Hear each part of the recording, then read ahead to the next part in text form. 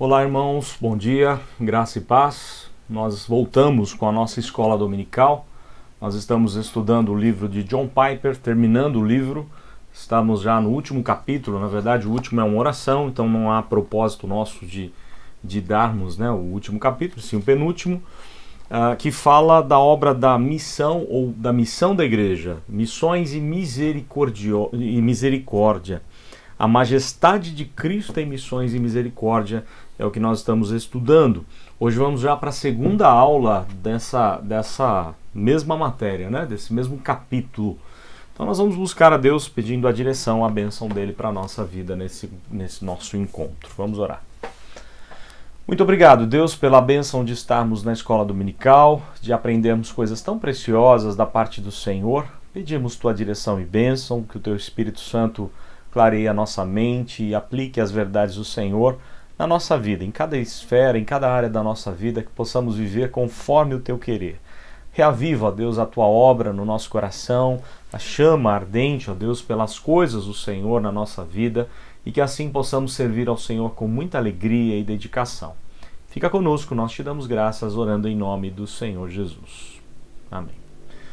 Pois bem, nós vamos aí para a nossa segunda aula deste capítulo, do livro de John Piper, A Majestade de Cristo em Missões e Misericórdia, um apelo para essa geração.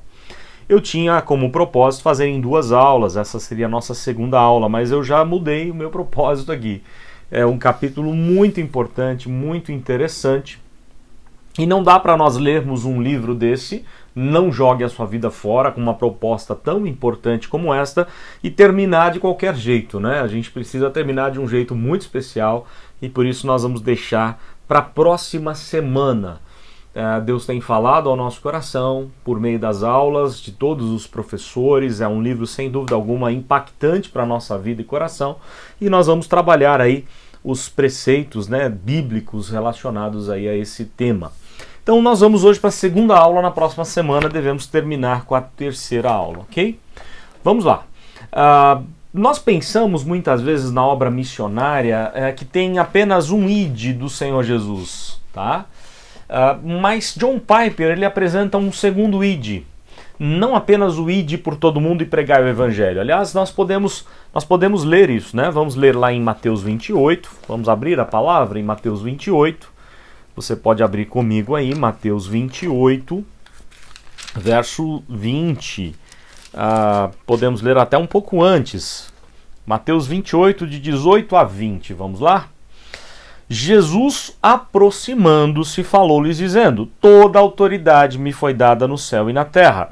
Ide, portanto, fazei discípulos de todas as nações, batizando-os em nome do Pai, do Filho e do Espírito Santo, e ensinando-os a guardar todas as coisas que vos tenho ordenado, e eis que estarei convosco todos os dias até a consumação dos séculos. Esse texto é maravilhoso, Dá aqui a missão da igreja, é a grande comissão. Deus está dando uma ordem para a igreja para ir por todo lado, por todo mundo, anunciar o evangelho, pregar o evangelho, fazer discípulos de todas as nações, não somente do seu próprio país, do seu próprio bairro, do seu próprio convívio, mas de todas as nações, batizando-os em nome do Pai, do Filho e do Espírito Santo, ensinando-os a guardar todas as coisas até que ele venha, eis que estarei convosco todos os dias até a consumação dos séculos. Algumas coisas preciosas nos são dadas aqui, onde Cristo tem poder e autoridade sobre todas as coisas. Cristo dá uma ordem para nós anunciarmos o Evangelho,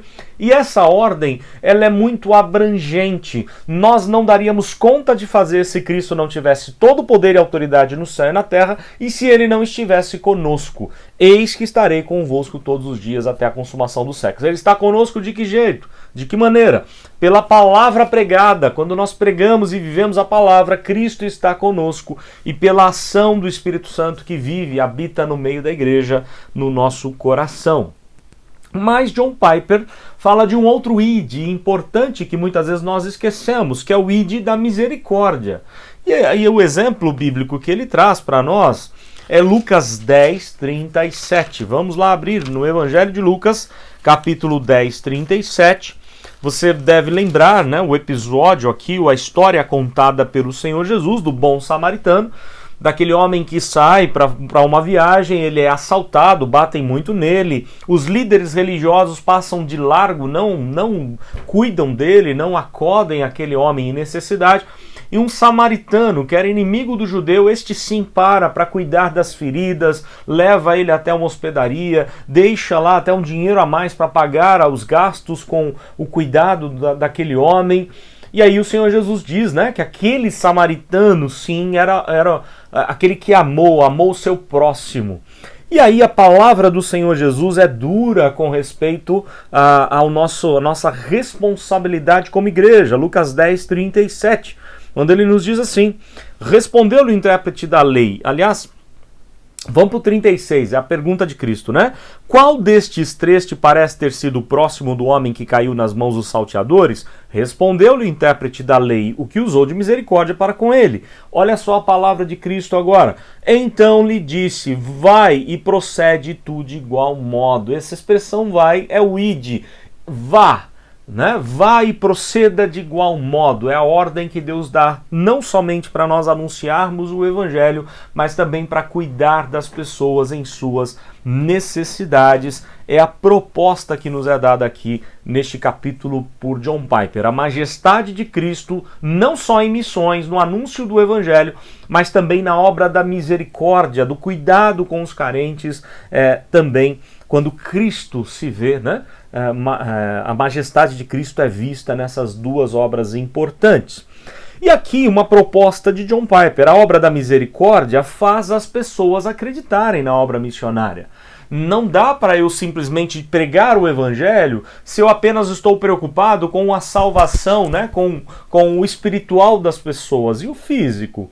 Né? E o cuidado com o corpo, e a fome, e o frio. Eu tenho que tratar das pessoas no seu todo. A misericórdia aos carentes manifesta a beleza de Cristo. A misericórdia é aquele que tem necessidade. Quando nós operamos uma obra de misericórdia na vida de alguém que está carente, nós estamos manifestando a beleza do Senhor Jesus nessa obra, na vida dessa pessoa.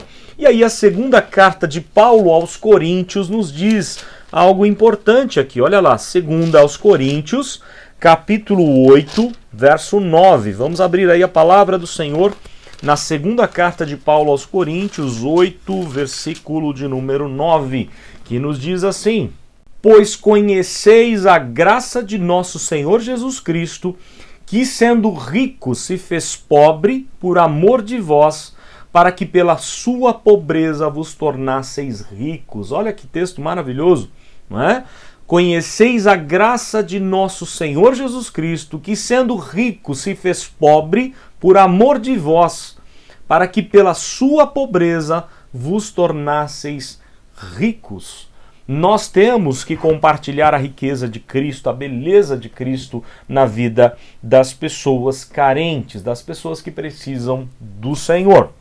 Seríamos ou somos hipócritas se nós negligenciamos a obra da misericórdia. E a carta de Pedro, primeira carta de Pedro, nos diz algo importante também.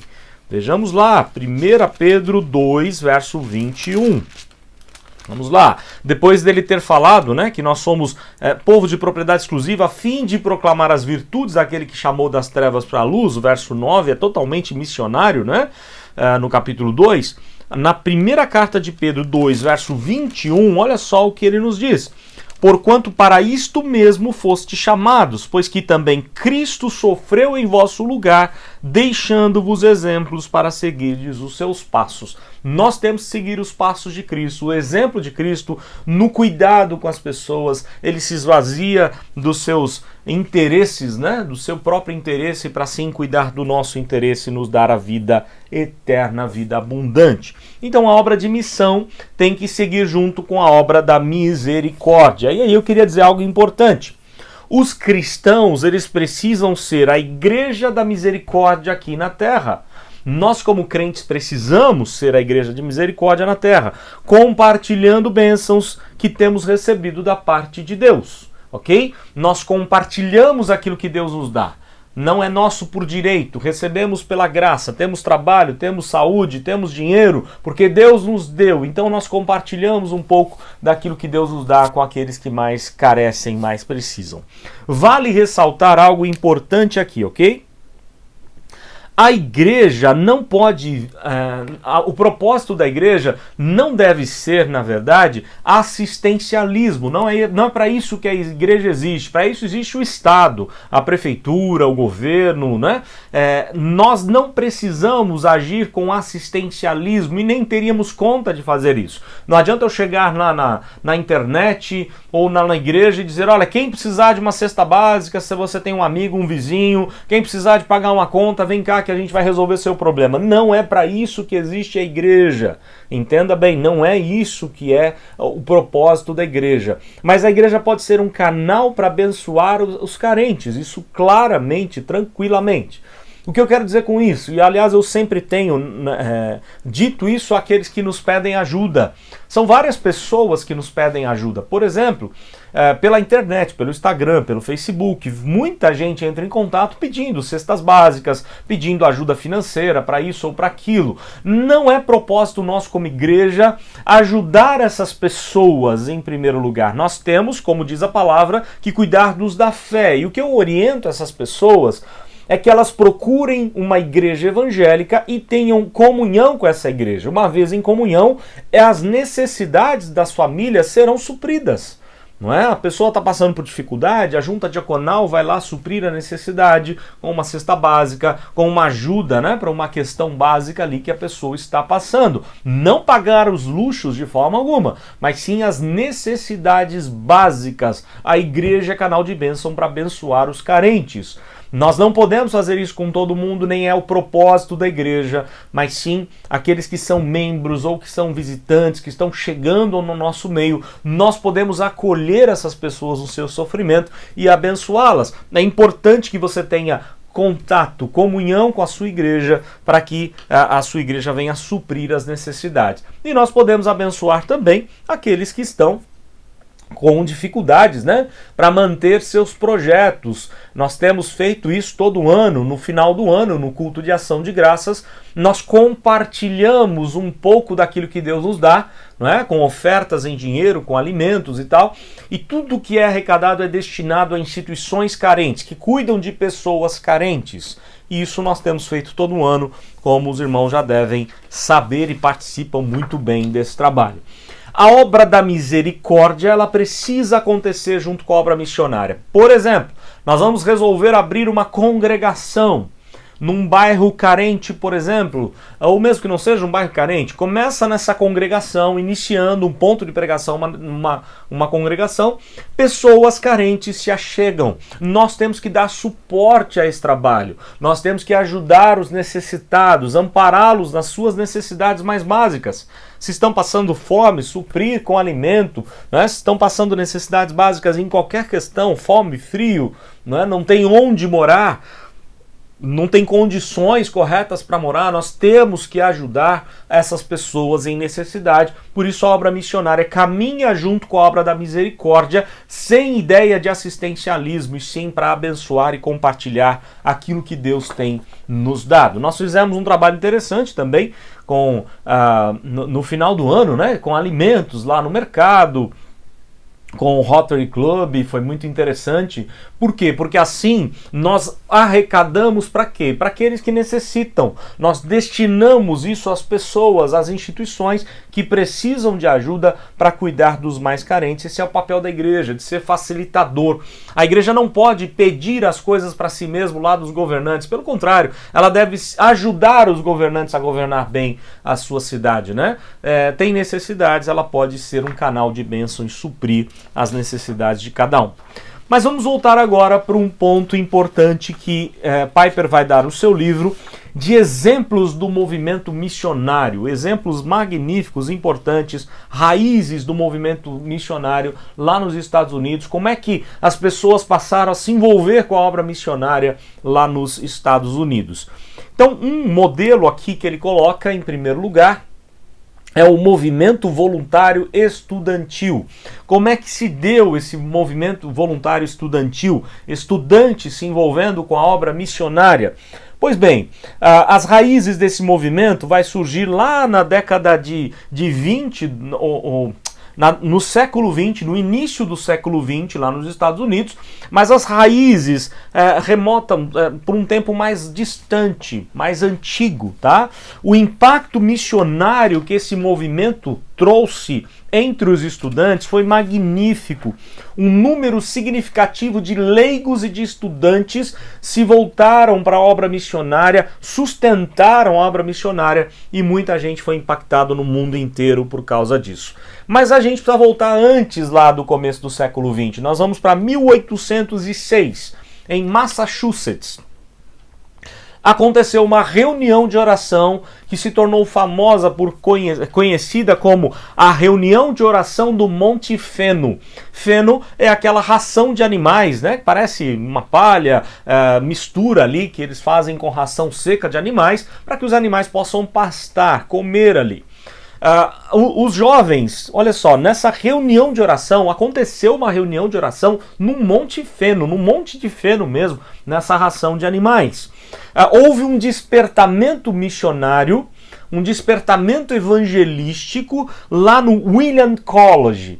Os colégios, universidades americanas foram todas fundadas por presbiterianos e congregacionais, quando os puritanos vieram para fundar os Estados Unidos. Então, congregacionais e presbiterianos se uniram para formar as suas universidades. Harvard, Princeton, Andover e tantas outras universidades, seminários importantes surgiram de congregacionais e presbiterianos. E houve um despertamento dos estudantes do William College. Olha que interessante. Eles passaram a fazer uma reunião de oração 2 vezes por semana no rio chamado Hoosac.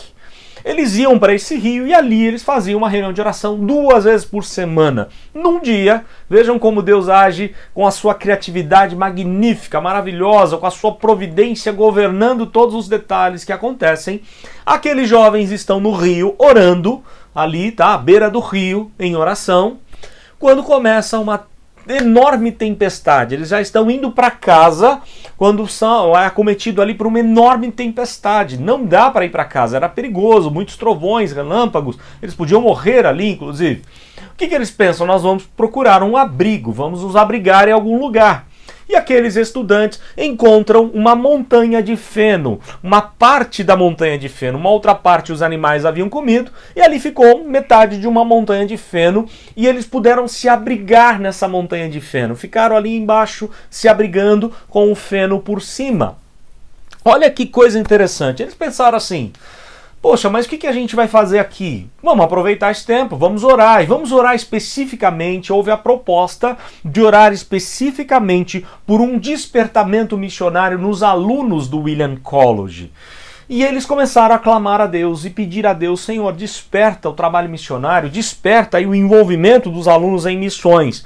Porque havia no coração daqueles jovens, eles estavam descontentes com a apatia da igreja, com a igreja, né? Eles queriam uma igreja que amava, que ardia o coração pela obra missionária. E de repente eles começam a pedir a Deus: Senhor, dá à igreja o desejo de impactar as nações com o teu evangelho, com a tua glória derramada sobre as nações, e começam a pedir a Deus naquela reunião conhecida como reunião do Monte Feno, em 1806, na região de Massachusetts, lá nos Estados Unidos. Pois bem, desse encontro, dessa reunião, desse propósito missionário que eles fizeram nessa reunião de Monte Feno, vai nascer um pacto entre eles, uma sociedade entre eles chamada de Sociedade dos Irmãos. E o objetivo, né, dessa sociedade, cujo líder é Samuel Mills, um dos grandes líderes, era falar com as pessoas, impactar e fazer um apelo às pessoas, aos evangélicos dos Estados Unidos, que pudessem falar do amor de Cristo em todos os povos, que espalhassem o evangelho a todos os povos. Então o líder desse movimento, um dos líderes, Samuel Mills, ele resolveu estudar em outros colégios e onde ele chegava, ele tentava levar essa visão missionária a esses estudantes. Então, ele era um dos alunos lá do William College, resolveu estudar no seminário de Yale, né? E depois no seminário de Andover. E ali em Andover o negócio começou a funcionar bem, lá em Andover. Em Andover vai nascer a primeira agência missionária dos Estados Unidos. E em 17 de dezembro de 1812, a Junta de Missões de Andover vai enviar o primeiro missionário, o primeiro casal de missionários, a Dona Irã Judson, como nós vimos na primeira aula, com a sua esposa Anne, que vão para a região da Birmânia em dezembro de 1812. Judson, ele era um dos alunos de Andover que foi impactado por essa sociedade dos irmãos, por essa junta de missões missionária que nasceu da reunião de oração no Monte Feno, de uma tempestade que veio e Deus trabalhou no coração daqueles jovens piedosos que já faziam reuniões de oração. Deus colocou no coração deles de passar ali um bom tempo orando por missões e Deus fez com que houvesse um grande despertamento missionário a partir daquele movimento. E vai nascer então o que é conhecido nos Estados Unidos como Movimento Voluntário Estudantil. Estudantes se engajando na obra missionária, estudantes se comprometendo, se consagrando à obra missionária lá nos Estados Unidos para espalhar o evangelho a todo mundo, não só a América, mas em todo o mundo era essa a ideia. Por exemplo, a Sociedade Missionária de Andover vai enviar Robert Wilder em 1846 para a Índia. Olha só, 1846, a Índia, né, ela recebe ali um missionário chamado Robert Wilder, tá? Só que esse homem começa a ter problemas de saúde. Ele volta aos Estados Unidos em 1877 por causa da saúde debilitada. Volta com a família lá da Índia, passou alguns anos na Índia pregando o evangelho e retorna em 1877 e se estabelece em Princeton. No mesmo seminário, na mesma universidade onde Simonton, um missionário que veio fundar a IPB, estudou, né? Simonton já havia saído de lá. Simonton já está no Brasil, enviado pela Sociedade de Nova York, pela Board de Nova York, o Presbitério de Nova York, que envia Simonton, ok? Para cá no Brasil em 1859. Agora nós estamos em 1877, quando Robert Wilder, voltando da Índia, se estabelece em Princeton. E ali, o filho dele, Robert, começa a anunciar ali, a formar um trabalho missionário muito interessante. Ele vai formar a Sociedade Missionária Estrangeira em Princeton. Ele vai levar os alunos a essa ideia de nós precisamos nos envolver em missões. E aí eles formam a Sociedade Missionária Estrangeira em Princeton. Esse grupo inicia uma grande reunião de oração e é convocado por Moody, o evangelista Moody, do segundo grande reavivamento lá nos Estados Unidos, o famoso evangelista Moody, no verão de 1886, lá em Massachusetts. Ele organiza uma grande reunião, um grande ajuntamento evangelístico e de reunião de oração, e vai juntar ali 251 estudantes, sendo que nessa conferência, nesse ajuntamento, era uma conferência bíblica por todo mês, todos os dias. 251 alunos estariam ali estudando a palavra de Deus e clamando pela obra missionária durante vários dias, o mês inteiro, 251 alunos. Pois bem, num desses encontros, um pastor ali chamado Pastor Pearson faz um apelo para missões mundiais. Ok? Ele leva aqueles jovens a pensar no trabalho missionário e aí, a partir daquela reunião, 251 alunos, desses 251 alunos desse encontro, 100 estudantes se dedicam à obra missionária. 100 pessoas, 100 alunos passam a se dedicar à obra missionária.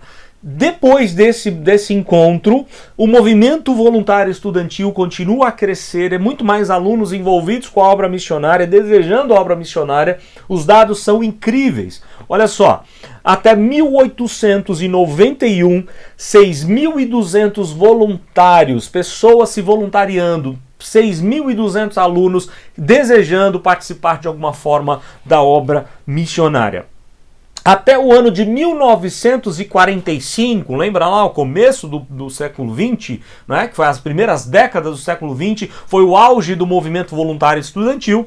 Até 1945, cerca de 20.500 homens e mulheres, estudantes das universidades americanas, 20.500 pessoas, missionários, foram para o trabalho missionário. Estudantes que estavam ali foram impactados pelo movimento voluntário estudantil que nasceu no coração de alguém, que fez uma reunião de oração no rio, Deus envia uma tempestade, eles não têm onde se abrigar, se abrigam ali num monte de feno, ali no monte de feno eles começam a orar, e Deus trabalha, Deus desperta a igreja, eles impactam o coração dos seminários e igrejas e colégios americanos, universidades, seminários americanos, e muitos desses alunos começam a vir, né? É interessante o retorno de Robert Wilder, lá da Índia, né? Um homem que foi pregar o evangelho para a Índia, ficou mal de saúde, teve que voltar. Eu fico até pensando, talvez ele ficou chateado, frustrado. Por que eu tive que voltar? Né? Eu não tenho saúde para continuar a obra missionária. Foi providência de Deus que ele retornou, porque seu filho, Robert, impactou Princeton, e junto com esse ajuntamento feito por Moody, não é? Vários jovens participaram dessa conferência por um mês e muita gente foi impactado pela obra missionária. Pois bem, esse é o movimento voluntário estudantil, o envolvimento de estudantes na obra missionária, muitos destes estudantes de seminário, já para estudar especificamente para missões ou para o pastorado, mas de diversos alunos de diversas áreas aí, ok? Junto com esse movimento, ou logo após esse movimento vai impactar, ou começa a impactar também, igrejas. Igrejas começam a notar nos seus estudantes, nos seus jovens, esse interesse por missões. E começam a desenvolver isso, a aplicar recursos nessa obra missionária. O mesmo se dá com empresários americanos, algumas pessoas sendo impactadas pelo movimento estudantil. E vai surgir o movimento não só de estudantes, né, mas vai surgir o movimento missionário leigo. Não só o movimento missionário estudantil, mas o movimento voluntário de leigos. Tá? Esses leigos nas igrejas, todos interessados. Eu não vou ser um missionário, mas eu quero me envolver de alguma forma. E eles fazem uma reunião com empresários lá em Nova York, em novembro de 1906, e se propõe ali a financiar a obra missionária, financiar esses estudantes, tá? Qual que era a ideia desse movimento de leigos? Providenciar todos os fundos necessários para o envio de missionários. Eles faziam uma pesquisa, qual o país importante para ir, ele fazia todo um levantamento, quanto isso iria custar, e esses empresários se juntavam para financiar a obra missionária, para levar muitos e muitos para a obra missionária. E eles passaram a cooperar então com ministros, com junta de missões. Eles enviavam pastores, eles se juntavam às juntas de missões para dizer, olha, nós estamos com vocês, para ajudar vocês na obra de levar missionários a outros povos para falar do evangelho.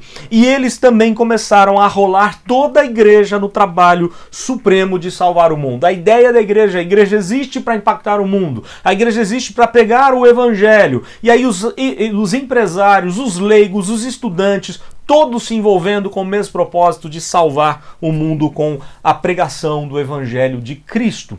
O líder desse movimento, ele não era nem missionário nem pastor.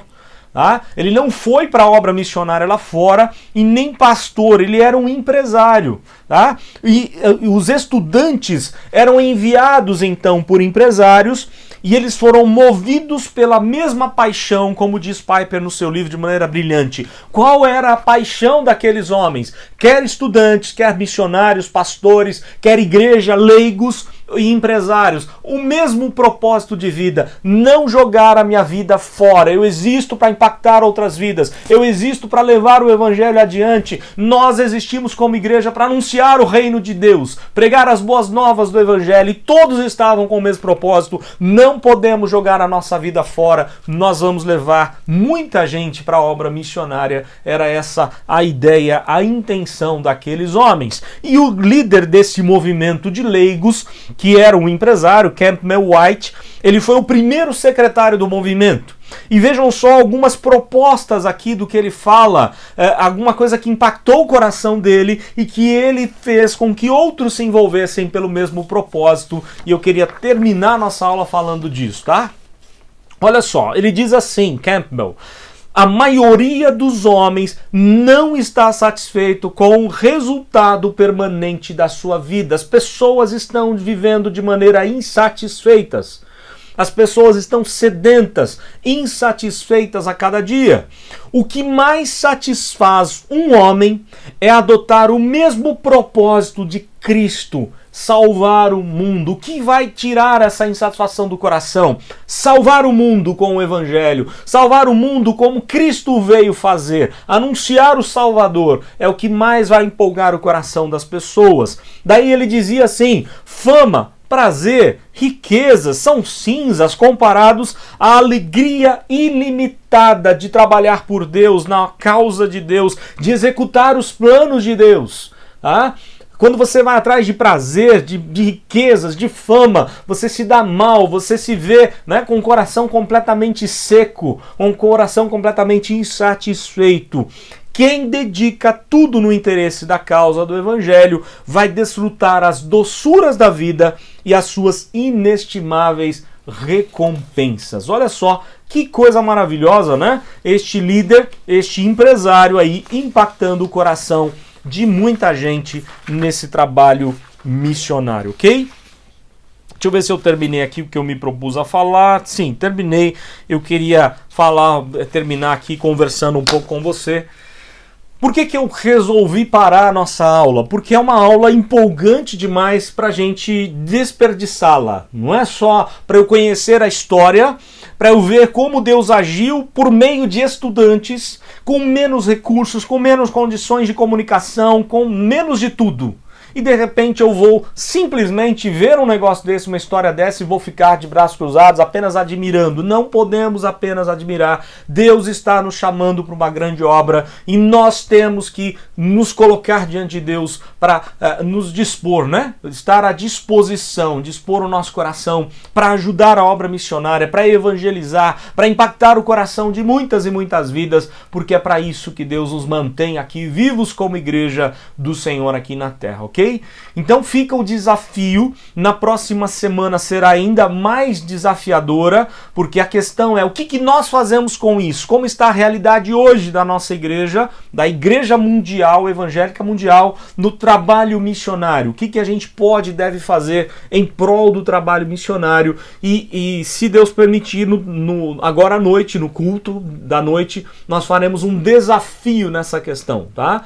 Se Deus permitir, na mensagem do domingo à noite, a ideia seria desafiar a igreja, baseado naquilo que estamos aprendendo aqui na escola dominical e que bate com a exposição de Gálatas, que fala do poder do evangelho, do verdadeiro evangelho que precisa ser anunciado. Nós temos um desafio a fazer a igreja, tanto no domingo à noite quanto no próximo domingo, se Deus assim permitir, ok? Então vamos orar, vamos pedir a Deus que nos dê ajuda, né? Misericórdia, que clareie a nossa mente, que faça a gente andar no foco dele de anunciar o evangelho a todos os povos e impactar o coração das pessoas com o evangelho e ajudar na obra missionária evangelística onde quer que esteja. Vamos lá, vamos falar com o nosso Deus.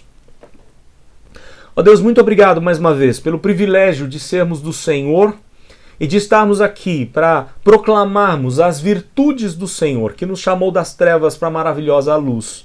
Pedimos perdão porque somos tão egoístas e ficamos com os olhos voltados para nós mesmos. Tem misericórdia de nós. Que nós possamos voltar os olhos para a obra do Senhor, para aquilo que Cristo veio fazer salvando o mundo. e que nós somos igreja para isso, com o propósito de salvar o mundo. Precisamos nos envolver com essa obra, precisamos, ó Deus, nos ater a essas questões mais relevantes da vida, que é fazer a tua vontade acima de qualquer coisa. Pedimos tua graça, tua misericórdia, que o Senhor nos ajude, nos ampare e o Senhor nos dê forças e sabedoria para impactar o coração de muita gente com o Evangelho do Senhor Jesus. Muito obrigado por essa aula. Fica conosco também no culto logo mais à noite, as demais classes e professores. Abençoa e desperta o nosso coração para não jogarmos a nossa vida fora, entendermos o propósito do Senhor para a nossa vida e assim impactarmos o coração das pessoas com o teu Evangelho poderoso e santo. Pedimos tua bênção, tua direção, orando em nome do Senhor Jesus. Amém. Muito bem, então Deus abençoe, né? Você, na próxima semana nós ainda falaremos sobre Não Jogue Sua Vida Fora, de John Piper. O próximo livro a ser estudado vai ser de Packer, sobre santidade, tá? Que também tem a ver com essa ideia. Eu vivo em santidade, eu não jogo a minha vida fora, tá? E a santidade implica em tantas coisas importantes. Mas temos ainda a próxima aula no livro Não Jogue a Sua Vida Fora, de John Piper. E que Deus assim abençoe o seu domingo, sua vida, sua família. Logo mais à noite no culto estaremos juntos, se Deus assim permitir. Um abraço a todos, Deus abençoe.